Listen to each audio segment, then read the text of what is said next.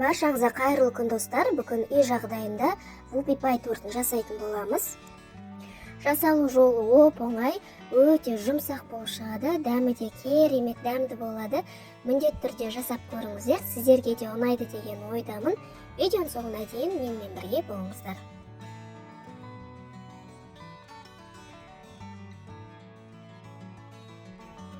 Алдымен сары май мен шоколадты газға ертіп аламыз.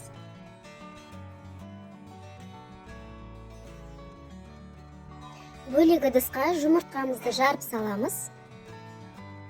Үстіне қант салып, миксермен әбден аппақ болып көпіргенше 10 минуттай миксерлейміз.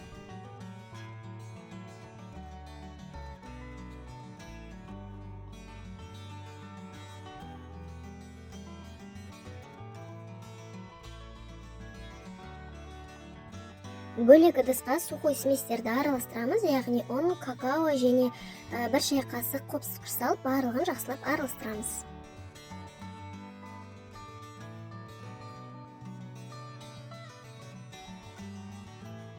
Еріген сары май мен шоколадты жұмыртқаның үстінен құйып миксерлейміз.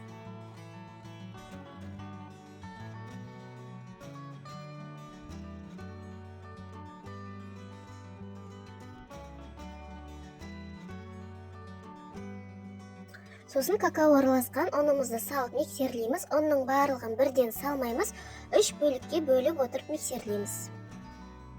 Жақсылап миксерлеп алдым. Енді екінші рет тағы да ұнның кішкене бөлігін салып тағы да миксерлейміз.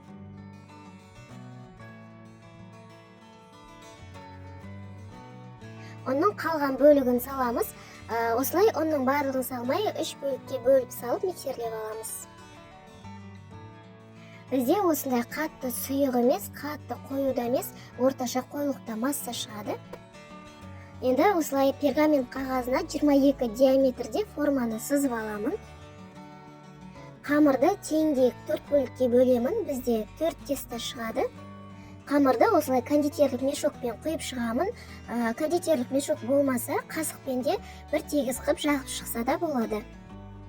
Дайын қоржықтарымызды алдын ала қызған пеште 180 градуста 7-10 минуттай пісіріп аламыз. Қоржықтарымыз пісіп шыққанша торттың кремін дайындай беремін. Ыдысқа 33%-дан жоғары холодильниктен шыққан мұздай сливкиімізді құйып 7-8 минуттай аппақ болып көпіргенше, яғни формасын ұстағанша миксерлейміз.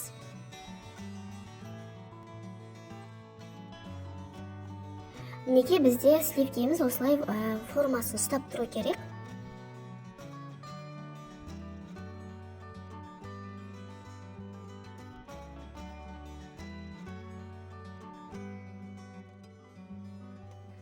Бөлек ыдысқа творожный сыр мен сахарный пудра екеуін бірге миксерлейтін боламыз.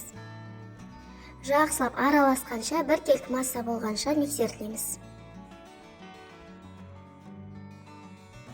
Енді творожный сыр мен сливки екеуін бірге қосып, миксермен жақсылап біркелкі болып араласқанша миксерлейміз.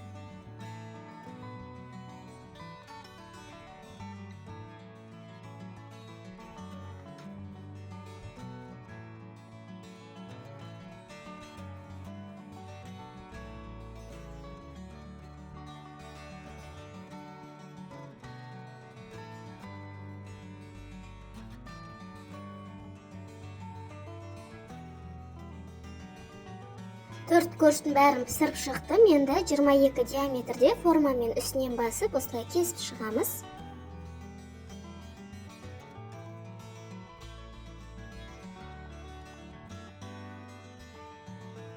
Тортымызды жинайтын боламыз. Корждың астына осылай кішкене крем жағып жібереміз. Бұл бізге тортымыз сырғып кетпес үшін қажет. Крем бізде 3 слой болады. Барлық жеріне бірдей жету үшін кремді теңдей 3 бөлікке бөліп алдым. Бірінші коржға крем құйғаным дұрыс толық түсірілмей қалды. Қазір сіздерге көрсетемін. Видеода көрсетілгендей осылай кремді алып келе жатып, артқа резко тартып жібересіздер. Сол кезде сіздерде шарик шығады. Шариктерді насадкасыз да осылай кондитерлік мешоктың өзімен жасаса да болады. Қалған кремді ортасына жағып, бетін тегістеп жібереміз.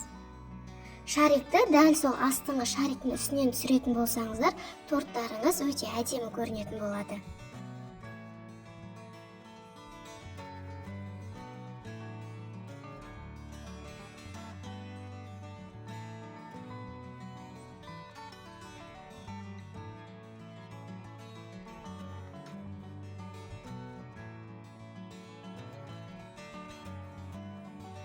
Осымен тортымыз дайын. Енді бетіне ганашты дайындайтын боламыз. Сливкаға шоколадымызды саламыз. Мен Қазақстан шоколадын алған болатынмын. Түрі осындай аппақ болып шықты. Газға қойып, ысытып ертіп аламыз. Бірақ байқаңыздар, сливкеміз қайнап кетпеу керек. Дайын болған ганашты торттың бетіне құйып шығамын. Торттың бетіндегі шоколад қату үшін холодильникке жарты сағатқа қойып аламын. Шоколады қатқан соң торттың бетін әрлеп шығамын.